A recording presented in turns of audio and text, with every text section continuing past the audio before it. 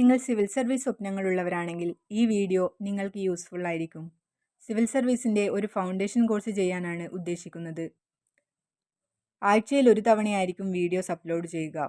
വേറൊരു കോഴ്സ് കൂടി ചെയ്യുന്ന കുട്ടികൾക്ക് വേണ്ടിയിട്ടാണ് മെയിനായിട്ട് ഈ ഫൗണ്ടേഷൻ കോഴ്സ് ഉദ്ദേശിക്കുന്നത്. കാരണം എന്താണെന്ന് വെച്ചാൽ അവർക്കൊരു നല്ല ബേസ് കിട്ടാൻ ഫൗണ്ടേഷൻ കോഴ്സിന് കൊണ്ടുപോയി പൈസ കളയേണ്ട ആവശ്യമില്ല.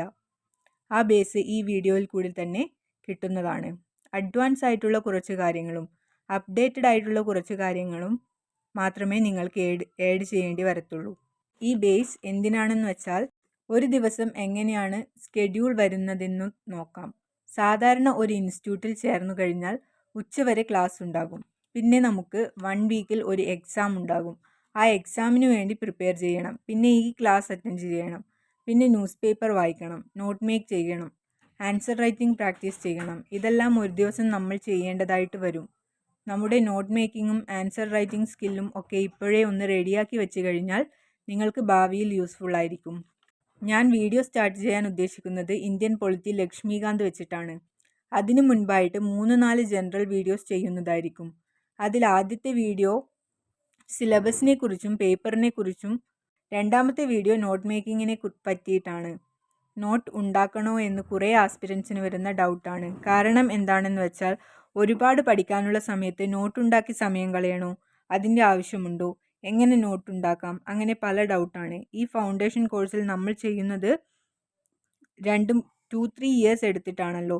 അപ്പോൾ അത്രയും ടൈം നമ്മുടെ കയ്യിലുണ്ട്. ആഴ്ചയിൽ പഠിപ്പിക്കുന്ന അത്രയും പോർഷൻസ് നിങ്ങൾ തന്നെ വായിച്ച് സെൽഫായിട്ട് ഒരു നോട്ട് പ്രിപ്പയർ ചെയ്യുക. ചെറിയ നോട്ട് എന്തിനാണെന്ന് വെച്ചാൽ 9 പേപ്പേഴ്സ് വരുന്നുണ്ട് മെയിൻസിന്.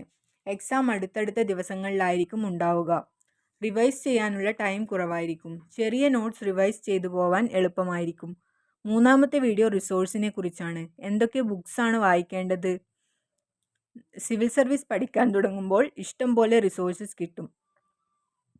അതിൽ സെലക്ട് ചെയ്ത ബുക്സ് വായിച്ചിട്ട് വീണ്ടും റിപ്പീറ്റ് റിവിഷൻ ചെയ്തിട്ടാണ് പഠിക്കുക. ന്യൂസ് പേപ്പർ റീഡിങ്ങിനെ കുറിച്ചായിരിക്കും അടുത്ത വീഡിയോ. ഹിന്ദു ന്യൂസ് പേപ്പർ എങ്ങനെ വായിക്കാം? നമുക്ക് ന്യൂസ് പേപ്പർ എത്ര ടൈം വേണമെങ്കിലും വായിക്കാം.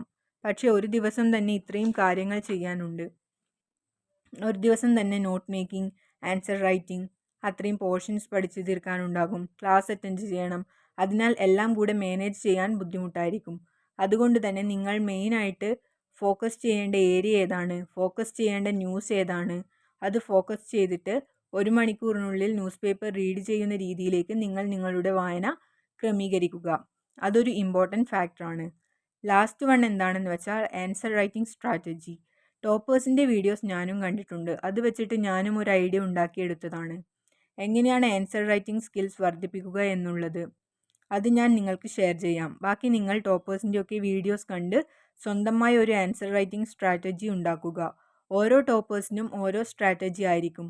അപ്പോൾ അതിനനുസരിച്ച് നിങ്ങൾക്ക് യൂസ്ഫുൾ ആയത് ഏതാണെന്ന് വെച്ചാൽ തിരഞ്ഞെടുത്ത് പഠിക്കുക എന്നുള്ളതാണ്. അടുത്ത വീഡിയോയിൽ സിവിൽ സർവീസിൻ്റെ സിലബസും പേപ്പേഴ്സും ഡിസ്കസ് ചെയ്യുന്നതായിരിക്കും. Okay friends, thank you. Channel ഇതുവരെ സബ്സ്ക്രൈബ് ചെയ്യാത്തവർ സബ്സ്ക്രൈബ് ചെയ്ത് സപ്പോർട്ട് ചെയ്യുക.